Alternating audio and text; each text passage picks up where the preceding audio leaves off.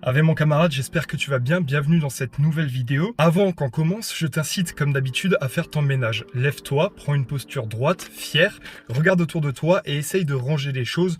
Fais ta vaisselle, fais du sport, fais quelque chose en attendant. Mets un j'aime, mets un commentaire, abonne-toi à la chaîne YouTube. Et sur ce, on va commencer à parler du sujet. Ce week-end, je discutais avec un camarade et il me disait que ça le dérangeait, ça lui manquait, que les jeunes Français n'avaient plus de manière de gentleman, qu'on avait oublié de se comporter comme des hommes civilisés, comme des hommes corrects, tu vois.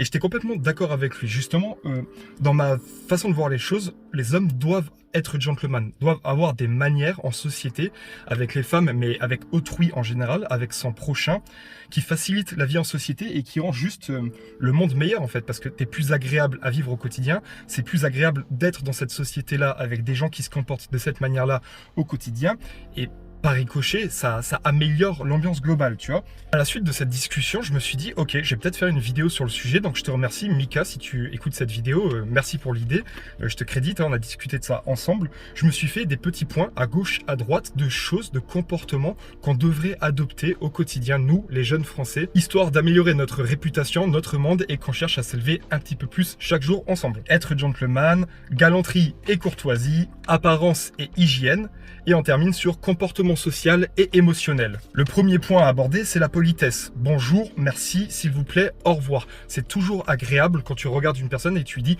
bonjour madame ou bonjour monsieur. La personne, elle se sent considérée. Et en plus, si tu considères son genre, son sexe, homme, femme, et même son statut, hein, c'est bonjour monsieur, il y a de la reconnaissance, il y a du respect, et juste cette simple formulation, ça envoie des ondes positives aux autres et ça améliore déjà les choses. Ça va de pair, mais quand tu es invité dans un endroit et que tu rencontres des gens, tu connais pas tout le monde, tu te présentes à ces personnes.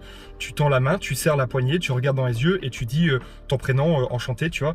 Ça fait partie de la politesse en général. Tu vas pas laisser des gens de côté, tu vas aller te présenter à tout le monde et essayer de discuter avec toutes ces personnes, parce que toutes ces personnes-là sont reliées par une personne dans la soirée, dans l'événement. Un autre point, c'est super important et beaucoup d'entre nous ont du mal à faire ça en général, c'est l'écoute active.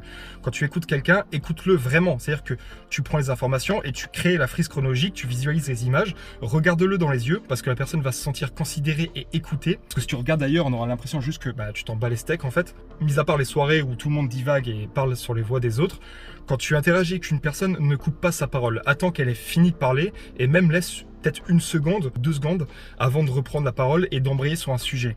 Essaie de t'intéresser à ce que la personne elle te dit, donc pose des questions et n'interromps pas, ne coupe pas la parole. Autour de nous, on a l'espace personnel, c'est à peu près la distance du bras. Si les gens rentrent dans cet espace-là, ils sont dans notre espace intime. Généralement, c'est tes amoureuses que tu laisses rentrer là, ou tes frères d'armes que tu mets sous le bras, ou ta famille, tu vois.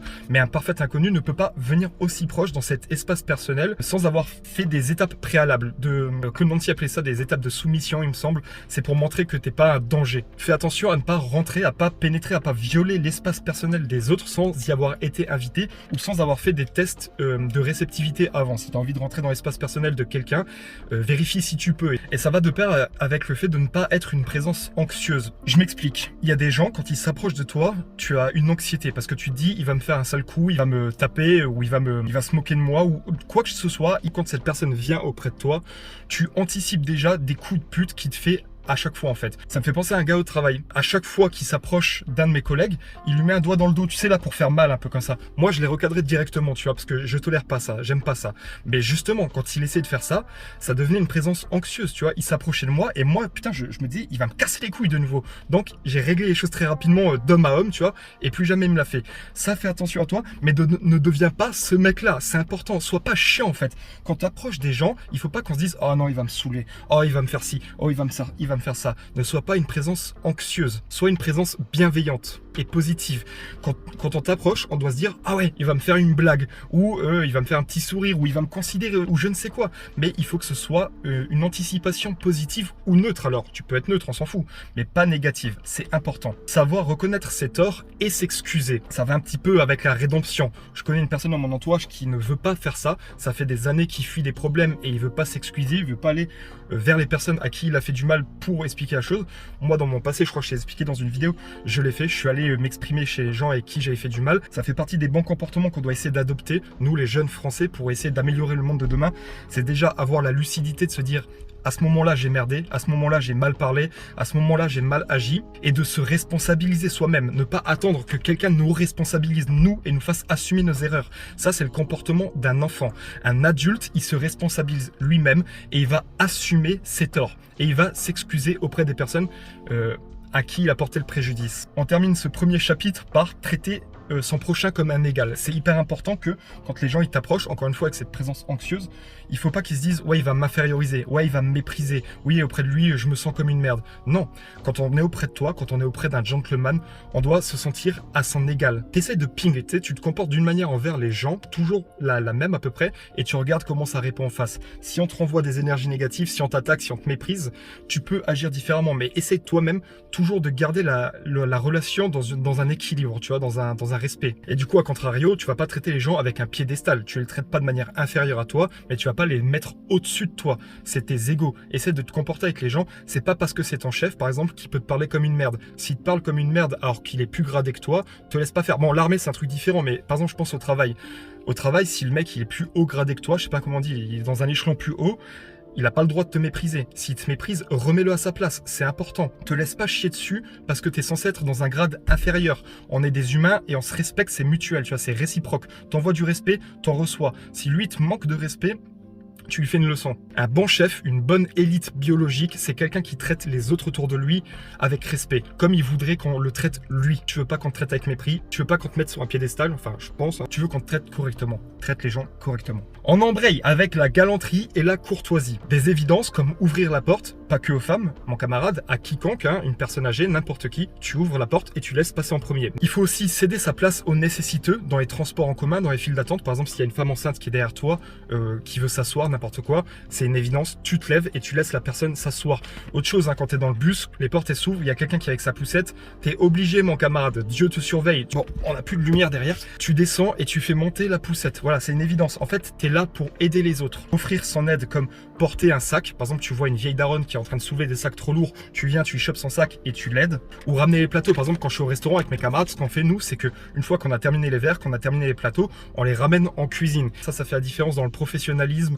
Sois ponctuel. Quand tu donnes une heure, il y a une heure. Quand tu dis à 22h, c'est 22h, c'est pas 22h05, c'est pas 22h10. D'ailleurs, être à l'heure, c'est être en retard. Viens toujours en avance, au minimum 5 minutes à l'avance. Quand tu invites quelqu'un, paye. Si tu invites des gens à une sortie, essaye de payer. Si tu as les moyens de le faire, tu prends plus 10 000 €. C'est un autre truc auquel on pensait, mais par exemple, si on t'ouvre la porte, tu entres dans un hôtel, on t'ouvre la porte, tu sors un petit billet, une petite pièce et tu le donnes à la personne qui l'a fait, tu vois. Tu encourages les bons comportements. Ça fait plaisir à tout le monde en fait de faire ça. Et pour conclure le chapitre de la galanterie et de la courtoisie, témoigne de la gratitude. Remercie pour la soirée. Admettons, tu viens de passer une super bonne soirée avec quelqu'un. Quand tu rentres chez toi, tu lui envoies un message. Je suis bien arrivé. Merci pour la soirée, c'était agréable. On se refait ça une prochaine fois. On passe au chapitre apparence et hygiène. S'habiller avec soin et élégance. Si je trouve les exemples auxquels je pense, je te les affiche à l'écran. Évidemment, il y a une manière de porter les vêtements. C'est une attitude qui fait le tout.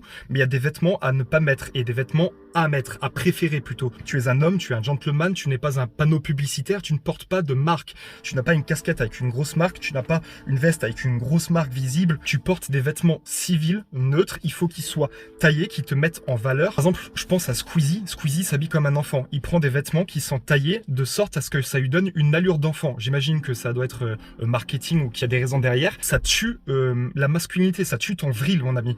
Renseigne-toi sur la mode masculine et la manière de porter le vêtement. Quel type de vêtements peuvent aller avec ta corpulence, avec plein d'aspects de ton corps. C'est un sujet qui peut être intéressant, ça prend pas mal de temps à développer, mais il y a des bases. Et généralement, quand tu portes un vêtement et que tu te sens bien à l'intérieur, tu le sens d'un coup. T'as pas l'impression de devoir forcer à porter quelque chose, comme s'il se marie avec toi. À retenir, il faut que tu portes des vêtements propres, présentables et qui te mettent en valeur. L'hygiène de vie, la douche, la coiffure et les détails ornementaux, comme par exemple les bagues, les montres, c'est des petites attentions qui montrent que tu as fait attention à toi, que tu portes des choses qui ont de la valeur et que tu es plus raffiné que juste un animal qui sort à walper dans la rue, tu vois. Tu portes des choses, c'est réfléchi, ça a une valeur sentimentale, émotionnelle ou même financière. Ta coiffure aussi, t'as vu mon camarade, moi je me rase la barbe et je laisse la moustache et ma moustache est taillée. Si je laissais tout, j'aurais juste l'air d'un buisson, j'aurais l'air moins propre, moins civilisé. Ce serait une friction de plus, ça invalide pas les interactions sociales que tu peux faire avec les gens, mais c'est une friction de plus parce qu'on se juge au regard à l'interaction avec les autres et à envoyer des énergies positives. Montre que tu es quelqu'un qui prend soin de toi, quelqu'un qui est civilisé, qui a étudié son style, qui a regardé ce qui lui allait bien et qui a adopté ce qui lui allait bien. Du coup, fais des tests, mais en tout cas, entretiens-toi. C'est important, c'est s'entretenir. On parle aussi de la posture. Sois droit, sois pas avachi vers l'avant, etc. Marcher avec assurance et pas avec arrogance. Mon camarade, c'est super important à comprendre comme nuance. En général, dans ta vie, tu es quelqu'un qui a de l'assurance. Tu n'es pas arrogant. Tu vas pas être au-dessus des autres et avoir cette sorte de mépris envers les autres, c'est de je suis le meilleur. Non, tu es sûr de toi. C'est ça la différence. Tu traites les autres avec égalité, tu ne juges pas de la valeur d'autrui. Par contre, tu connais ta propre valeur et tu te comportes comme tel. Tu lèves la tête, le menton, tu regardes droit, la posture, dans les yeux, classe, respectueux, militaire, carré. Et pour conclure, apparence et hygiène, évidemment mon camarade, on en a déjà parlé sur cette chaîne et les sujets ne manquent pas. Fais du sport quotidiennement, fais du sport une fois par semaine, mais fais du sport, fais quelque chose. Entretiens ton corps. De base, quand tu es né dans la pampa il y a quelques milliers d'années, tu n'étais pas là pour regarder ton téléphone toute la soirée et être assis sur une chaise. Tu étais là pour te battre et pour cultiver cet instinct de guerre, tu vois, cette envie de vivre, la volonté de puissance. Entretiens ça chez toi et ça passe par le sport parce que c'est une simuli-guerre en fait le sport. Tu fais subir la guerre à ton corps sans avoir les conséquences qui est la mort. Tu fais subir le stress, tu envoies tout ce qu'il faut dans le cerveau, tu détruis les tissus musculaires. Bref, j'ai pas tous les termes, mais en gros, c'est une simuli-guerre. C'est important, ne serait-ce que pour ton état d'esprit et ton bien-être général. Fais du sport, c'est carrément mental, mec. Et on conclut cette vidéo par le comportement social et émotionnel. La parole donnée, sois quelqu'un de fiable, mon camarade. Quand tu dis demain, je vais faire ça, demain, tu vas faire ça. Le plus souvent, quand tu t'engages auprès de quelqu'un, quand tu dis que tu vas faire quelque chose, que tu vas faire ceci, cela, fais-le. C'est comme, tu sais, les Lannister dans Game of Thrones qui payent toujours leurs dettes. Quand on te donne quelque chose, un gentleman le rend, tu vois, d'une manière ou d'une autre. On te donne 20 balles, tu rends 20 balles, ou alors tu rends une soirée et tu payes un coup, ou d'une manière ou d'une autre, tu vois. On essaye de se donner la balle. Et cet atout que tu aies la parole donnée, ça fera la différence avec vraiment, je pense, hein, sans exagérer, 98% de la planète. Hein. Parce que la plupart des gens que je rencontre en général n'ont pas le sens de la valeur donnée parce qu'ils n'ont pas le sens de l'honneur qui est accru. C'est pas quelque chose qu'on a appris à l'école ou même dans notre classe sociale, on va dire, c'est pas quelque chose qui est propagé à ce point-là.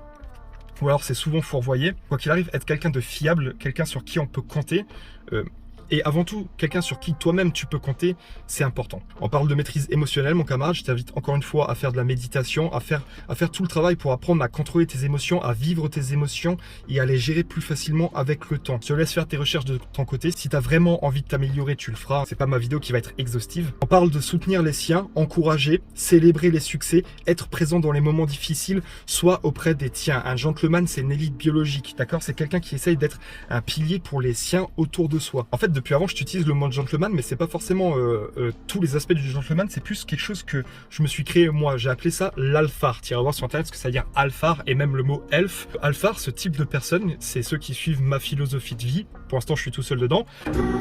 On a un certain comportement à avoir et ces attitudes de gentleman plus tout ce que je te cite depuis avant font partie du bon comportement que les alphars, que les gens dans ma philosophie, dans ma direction essayent de suivre. Mais évidemment, t'es pas obligé de te revendiquer quoi que ce soit pour être une bonne personne, mon camarade. T'as pas besoin de dire que t'es chrétien, musulman, ceci, alphar, n'importe quoi pour être quelqu'un qui se comporte de manière respectueuse au quotidien. Sois présent pour les tiens et soutiens-les. Ton travail, c'est de les tirer vers le haut, pas de les tirer vers le bas. On parle de se cultiver, que ce soit la connaissance, mais même une passion. Cultive chez toi une passion. Ça peut être le sport, ça peut être les miniatures. Tu sais, t'aimes bien faire des trains miniatures, t'aimes collectionner des timbres, t'aimes monter des ordinateurs, t'aimes fabriquer des bombes. Cultive une passion chez toi qui fera ta différence avec les autres. C'est ta spécialité, c'est toi, tes connaissances là-dessus. Essaye de lire le journal, d'être au courant de certaines actualités au quotidien pour toujours pouvoir échanger avec les gens que tu rencontres. Ça fait partie des choses qui rendent les discussions un petit peu plus agréables. Tu sais, par exemple, quand un ancien rencontre un jeune et qui parle de Dorothée ou d'émissions ou de musique qu'il a connue à l'époque et que toi, en tant que jeune, tu as les références, tu le sais mieux que moi, tu montes d'un coup. Ça rend la chose plus agréable et tu connectes plus facilement avec l'ancien. Donc, ça demande d'avoir une certaine culture. Essaie de te cultiver au quotidien, ça aide à créer des liens. J'avais noté refuser la violence.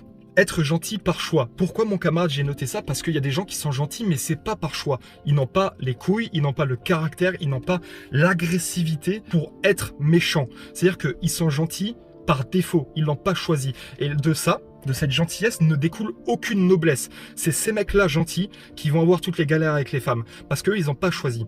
Un vrai mec gentil, c'est un gars qui peut être violent, qui peut être dangereux, mais qui est gentil par choix, qui a choisi de tempérer sa violence, de tempérer son agressivité. Au ressenti, on voit la différence entre ces deux types de personnes-là. Et de cette agressivité contrôlée, de cette gentillesse et de cette bienveillance choisie, découle naturellement le respect, parce que le respect, c'est une forme d'admiration et de crainte à la fois. Et je conclue cette vidéo par respecter la vie privée d'autrui, mon camarade. Ne t'immisce pas dans la vie des gens. Si tu as accès à un téléphone qui est déverrouillé, verrouille-le. Ne regarde pas à l'intérieur. T'es pas une petite pute, t'es pas sournois. T'aimerais pas qu'on te le fasse à toi, alors ne le fais pas aux autres. T'aimerais pas qu'on te surveille à ton insu, ne surveille pas les autres à leur insu. Le respect, c'est assez simple en fait. Tu te comportes avec les autres comme tu aimerais qu'on se comporte avec toi. Sur ce, mon camarade, j'espère que cette vidéo t'aura appris des choses. J'espère que tu auras fait des choses importantes, du ménage, que tu es fier de toi maintenant à l'issue de cette vidéo. N'hésite pas à mettre un j'aime, un commentaire, à partager cette vidéo et à t'abonner. Dis à ta maman que tu l'aimes, prends soin de ta famille, essaye de devenir une meilleure personne et de propager ça autour de toi. Et je te souhaite une très bonne soirée. On se dit à la prochaine vidéo, mon camarade. Arvipa.